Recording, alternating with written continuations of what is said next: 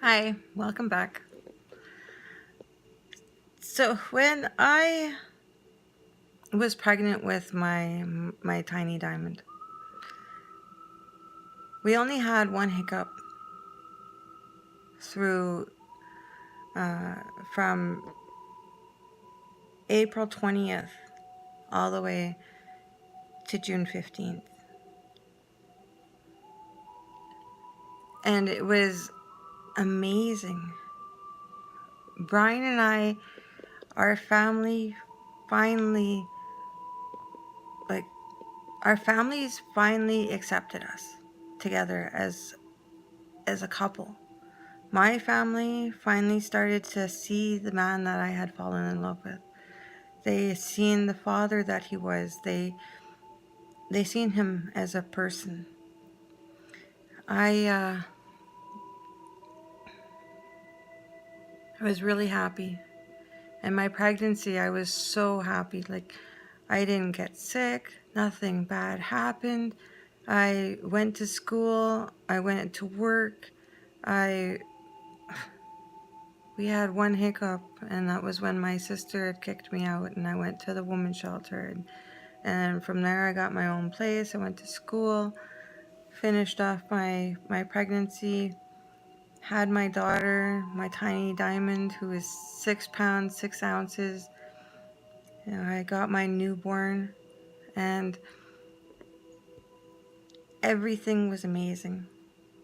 We didn't lose our jobs. I didn't lose my schooling opportunity.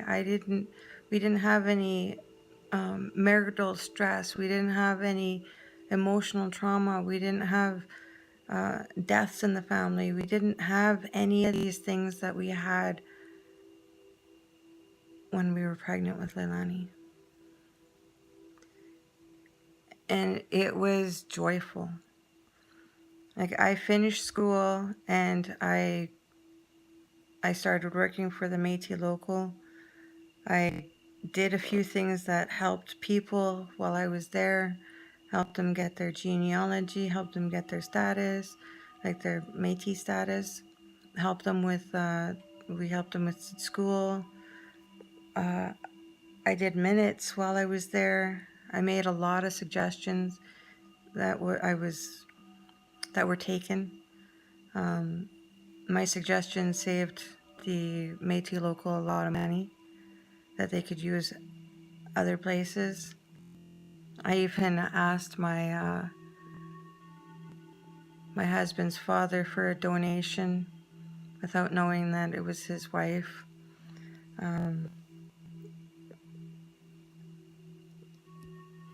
I did campaign posters for the Métis Nation of Alberta. And then I helped select 13 firefighters. Well, I didn't help select. I selected 13 firefighters. And that was the first year that Métis Local sent firefighters where every single one of those men went to Portage College and they got every single ticket that was available to them. And how I did that was I went to where the men needed it the most. I didn't go to my brothers, and I didn't go to my cousins, and I didn't go to my family and my friends and my friends' friends or anything like that. I went to the men who needed it the most. I went to the men who needed to feel proud of themselves again, to get themselves out of a gutter. I went to the Wapiti dorm and I pitched my my plan was to help them to help themselves. And in order for them to help themselves, they have to be there 100%. And by being there 100%, they can get 100% of the benefits. All the tickets that they need to get into construction, into the oil field, or into forestry. And they needed to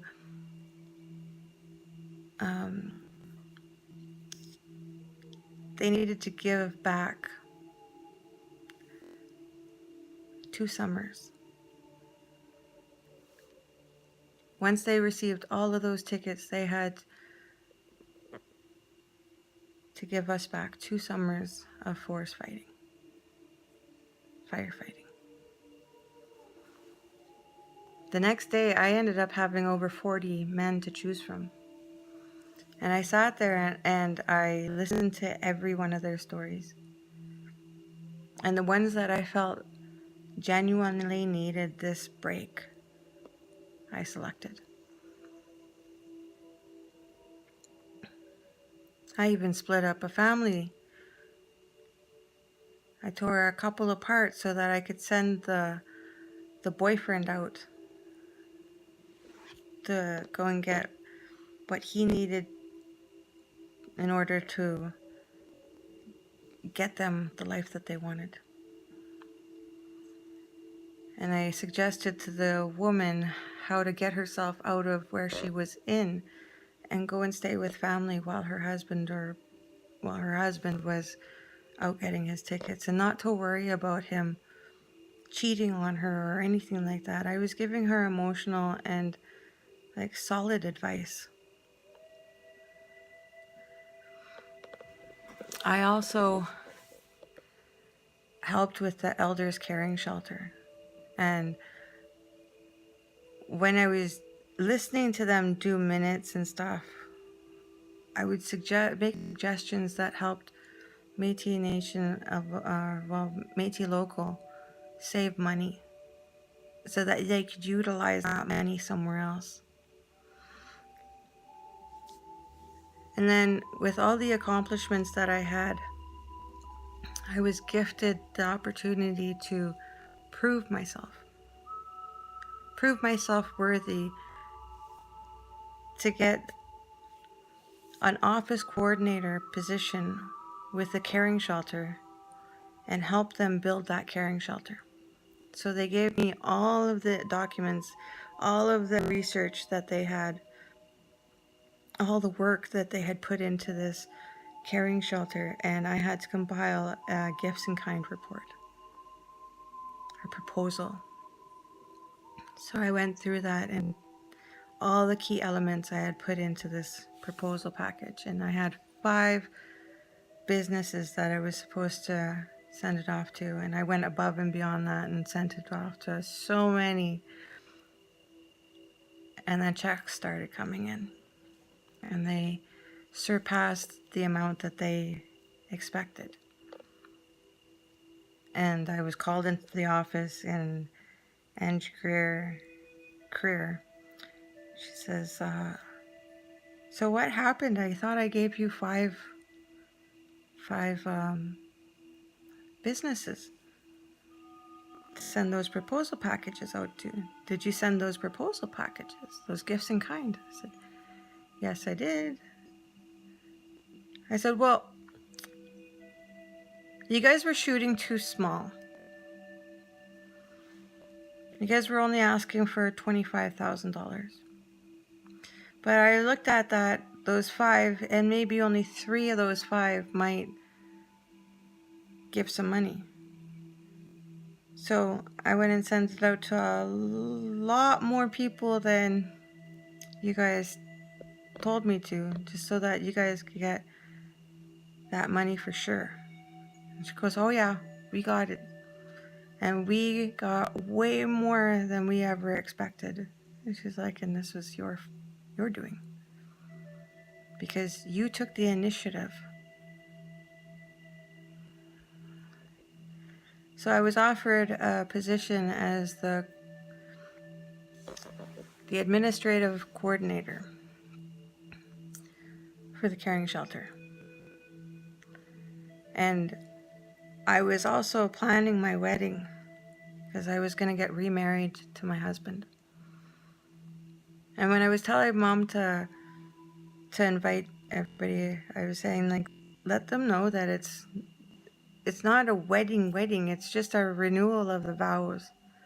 And she goes, well, no, but I never told anybody that you guys got married. So to everybody, it's a wedding. I said, well, I'm just taking his last name.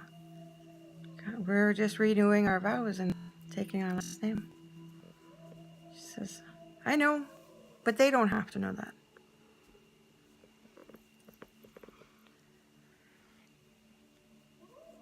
Then my birthday came. And Brian's sister came. And within 4 days,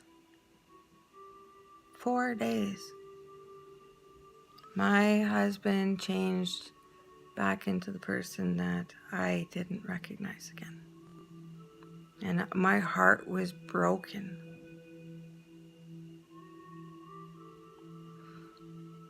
My marriage ended. I lost my job. I lost everything. Child welfare was coming to my house. I kicked my husband out. I told him to leave with his sister because he was defending his sister. You know, that blood is thicker than water thing, hey? And I was devastated. I was completely devastated.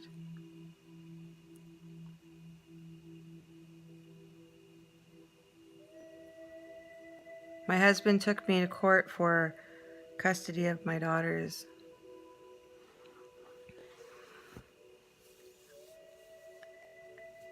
And then my aunt shows up. Out of the blue, my aunt shows up at my house, and I explained to her what had happened, and she said she would be there for me. I ended up losing everything in my life within a short amount of time. And I fought so hard to keep everything together and to keep my sobriety, because for a couple months I started using crystal meth again. And that weekend that my sister-in-law came, I used it frequently because I didn't have my children at the house with me. They were being babysat. All of our kids were being babysat. So I got to party. But my partying brought in a lot of spirits again. And I lost everything. Yeah, I had my family to back me. I had my aunt there who offered me a place to stay, who offered me to come with me to court, who was there to witness what was going on and not really help me. I was accused of using drugs that I wasn't using anymore. I quit everything. And my court battle was one tough court battle. My husband ended up getting interim custody of my daughters. My husband was high on crystal meth for weeks. I was completely sober and I was trying to change my life.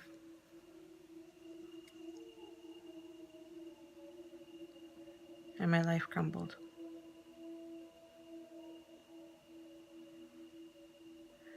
These same people that kept coming into my life every once in a while, they get thrown into the mix.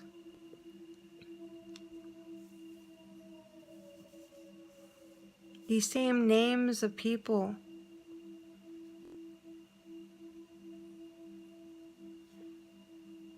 and I never ever put anything together until God showed me. When God showed me that there's patterns with behavior and with what's happening in my life, and He's showing me, look at this and look at this and look at this at 3 different times in my life, I was wowed.